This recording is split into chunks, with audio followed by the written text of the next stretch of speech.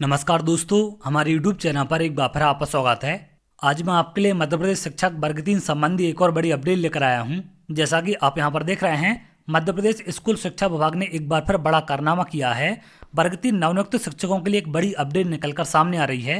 अगर आप यहाँ देखें, शिक्षा विभाग का कारनामा 5500 प्राथमिक शिक्षकों की अंधेरे में ही मनेगी दिवाली, बिना वित्त की अनुमति कर दी शिक्षक भर्ती, 0 पद होने से अटकी सैलरी। तो वित्त विभाग की अनुमति के बिना शिक्षकों की नियुक्ति कर दी गई है, जिसके चलते इनकी सैलरी जनरेट नहीं हो पा रही या फिर इनकी सैलरी इनको नहीं मिल पा रही है। ट्रेजरी में आईडी ही जनरेट नहीं हो पा रही।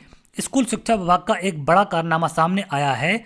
वित्त विभाग की बिना अनुमति के 5500 प्राथमिक शिक्षकों की भर्ती होने से सभी की सैलरी अटक गई। ये सभी शिक्षक प्रदेश के विभिन्न जिलों में 3 माह पहले नियुक्त हो गए हैं, लेकिन इनकी सैलरी तो छोड़िए, ट्रेजरी में आईडी तक जनरेट नहीं हो पा रही है।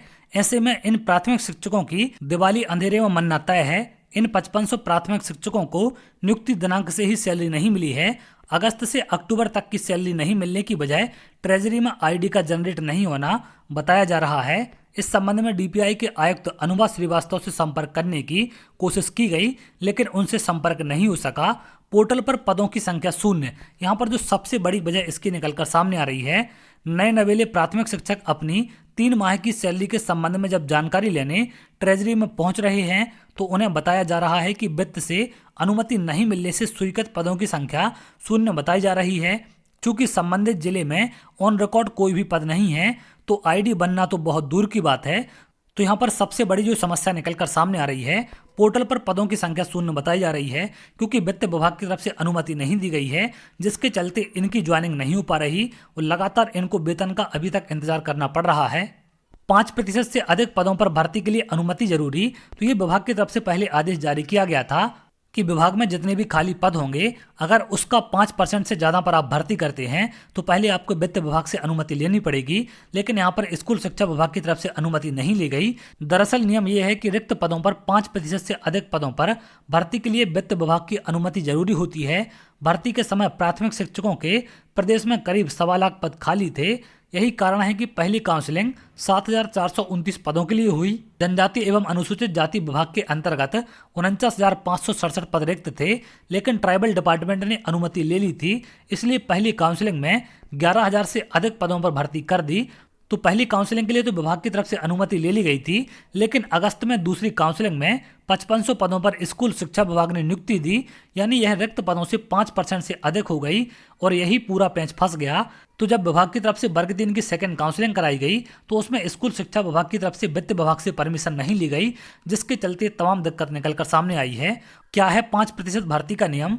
मध्य प्रदेश में साल 2019 से सीधी भर्ती पर रोक थी। 14 अगस्त 2021 को इस पर रोक हटा दी गई। नए आदेश के अनुसार विभाग अपने स्तर पर रिक्त पदों में 5% पर खुद भर्ती कर सकेगा। इसमें पदोन्नति के पद भी शामिल हैं। वही इस संख्या से ज़्यादा पद भरने के लिए उन्हें वित्त विभाग से अनुमति लेनी होगी। सूत्र बताते हैं कि जब स्कूल शिक्षा विभाग ने इन पदों पर भर्ती निकाली, तो उनसे यह अनुमति नहीं ली, जिसके चलते इनकी सैलरी अभी तक जारी नहीं हुई है। 1,94,000 अभ्यर्थी हुए थे क्वालिफाई। प्राथमिक शिक्षक भर्ती में सबसे ज़्यादा 1,94,000 अभ्यर्थी क्वालिफाई हुए थे। यही कारण है कि ट्राइबल डिपार्टमेंट से कम भर्ती करने पर लोक शिक्षण संचालनालय के सामने 3 महीने तक क्वालिफाई अभ्यर्थियों ने प्रदर्शन किया। अभ्यर्थियों की मांग थी कि विभाग 51,000 पदों पर भर्ती करे, पर ऐसा नहीं हो सका। उसके पीछे 5% वाला नियम ही कारण बताया जा रहा है। बता दें कि भर्ती नियम में एक बदलाव करने का प्रस्ताव तैयार किया गया था। इसके तहत केवल एक बार के लिए विभागों को निर्धारित सीमा से अधिक पदों पर भर्ती की अनुमति दिए जाने का प्रस्ताव शामिल था। तो लगातार वर्ग 3 के अभ्यर्थियों ने 51,000 पदों की मांग की थी, लेकिन इनकी पदवृद्धि नहीं की गई, जो कि एक बड़ा अन्याय अभ्यर्थियों के साथ किया गया था। तो चलिए आगे और जो भी अपडेट निकलकर सामने आएगी मैं आपको जरूर शेयर करूंगा। अगर आप ऐसी जानकारी चाहते हैं तो हमारे चैनल के साथ जुड़ सकते हैं, जिससे और भी इंपॉर्टेंट अपडेट आपको मिल सके।